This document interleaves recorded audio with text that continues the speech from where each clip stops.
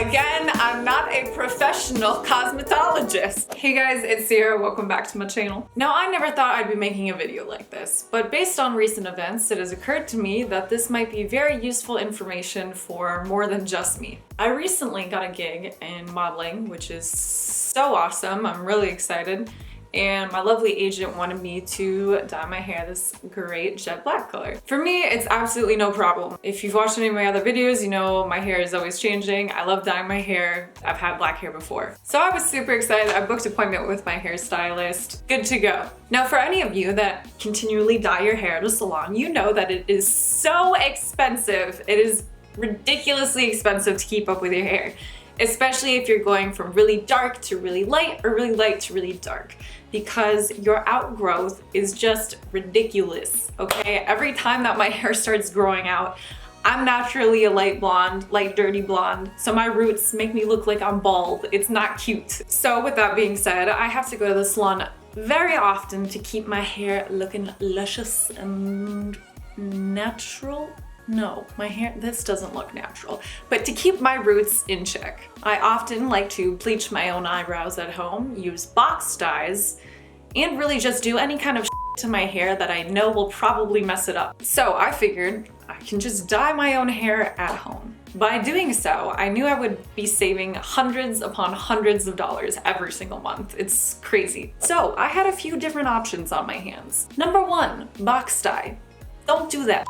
It's really bad for your hair, and frankly, the results just aren't that cute. No. Number two, use a temporary wash-in color to keep my hair looking solid and root-free till I actually get it dyed in the salon. It's not a terrible option. It's not too damaging to your hair, but it leaves oftentimes a thick, waxy coating on your strands that can just look kind of gunky. It never really looks like it's your real, authentic hair. It always looks like you've got some kind of shit all up in it. You know what I'm saying? Nope. My third option was to use a kind of henna paste, which I'd heard about before, but frankly was just too intimidated to even research. After looking through numerous brands and going through websites, it just seemed extremely complicated.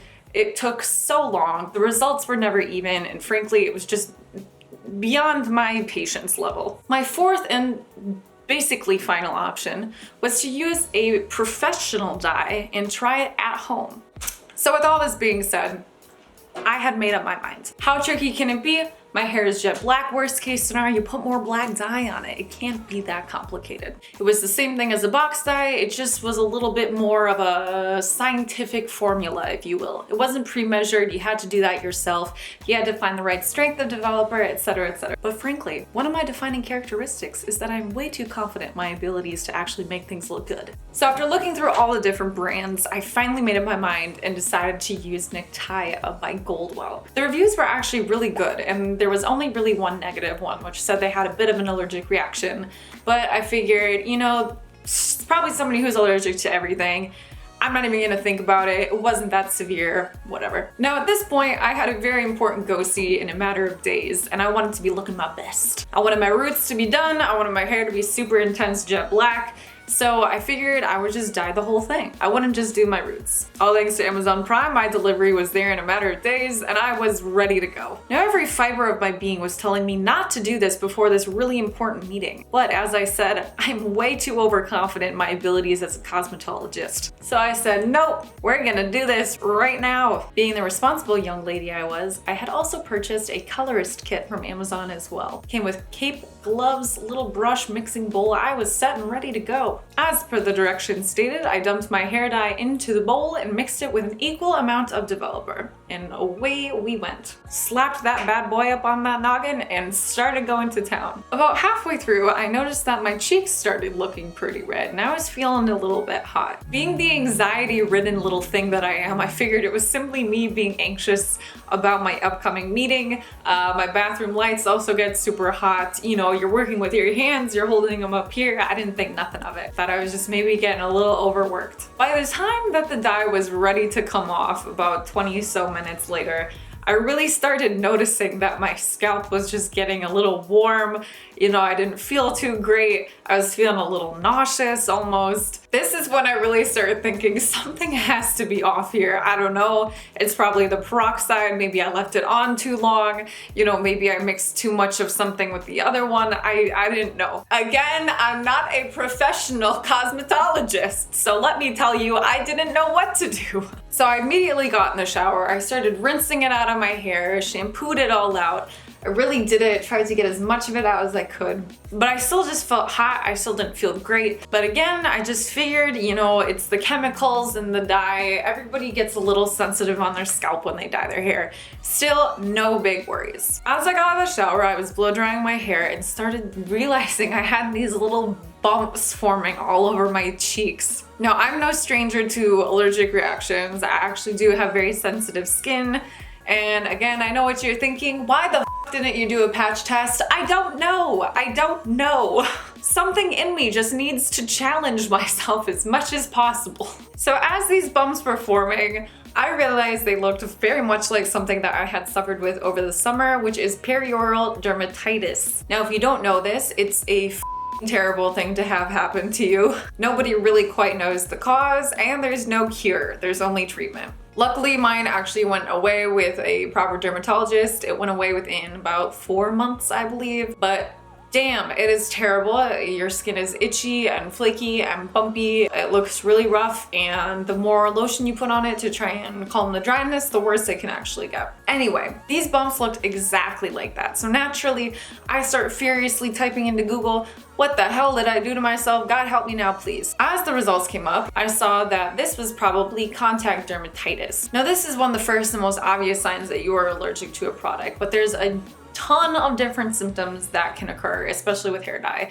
which I will list right here for you. You're welcome.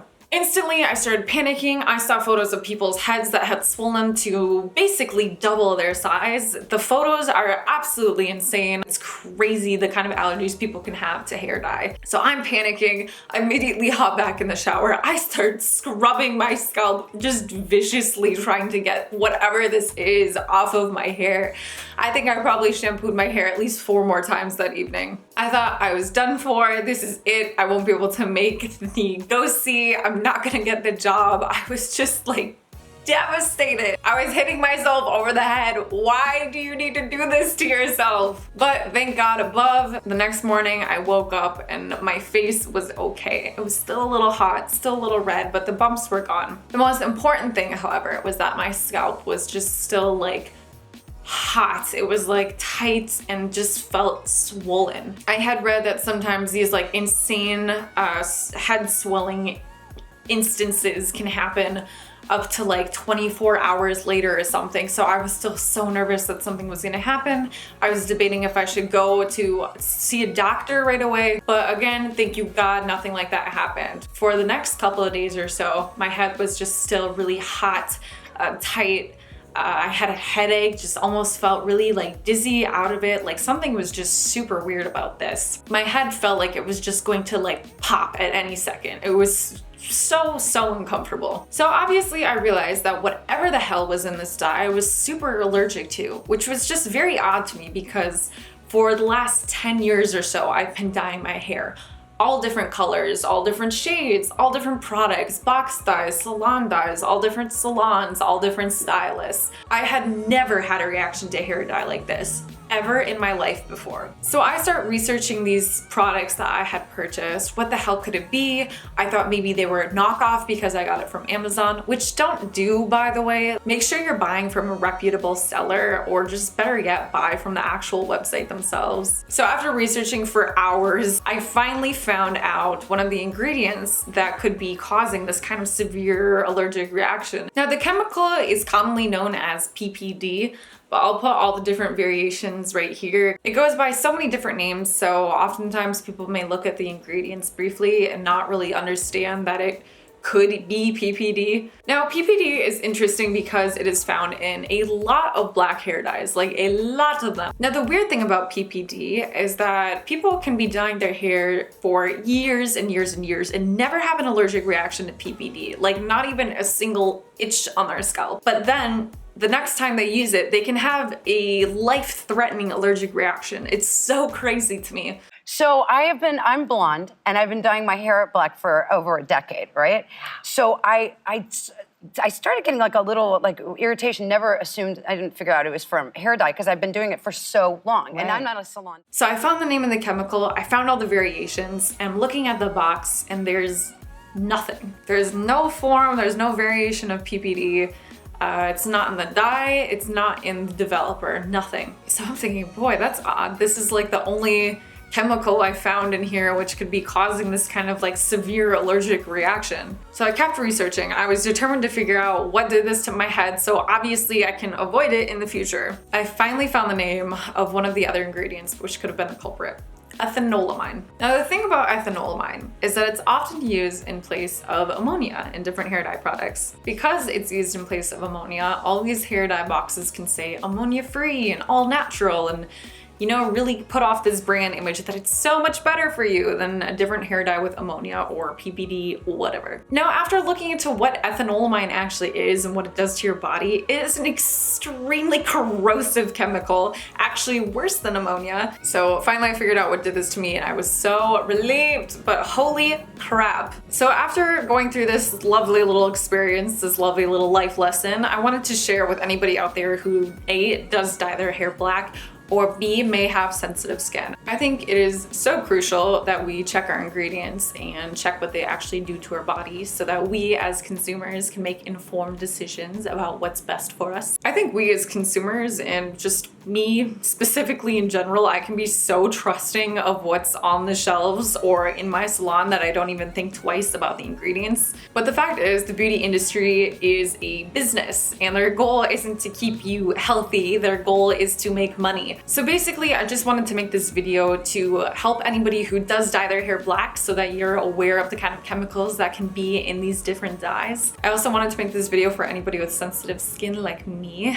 to remind you to please do a patch test, because even though I was lucky and didn't have a big old watermelon head, it may not be the case for everybody. There have been such extreme cases that people can actually go into anaphylactic shock, and obviously this is a life-threatening situation that we want to avoid at all costs. I don't want to sit here and tell you to not dye your hair at home if you're not a licensed cosmetologist, because obviously, you already know that. You know the risks and you know what can happen to you. So I just want to sit here and tell you to be careful and really research your ingredients. Do the patch test and figure out if the pros and cons are worth it of dyeing your hair. Now me, I'm crazy. I still want to dye my hair at home. I will be doing a patch test for any new products I buy, not just my hair products. And today I literally just found out, I don't know how, that I live, I don't know, a 2-minute walk from a Sally's beauty supply store. I've lived here for 3 years and I never knew that. It's literally behind the stores I go to almost every day. And after looking at basically every single black hair dye they had on their shelves,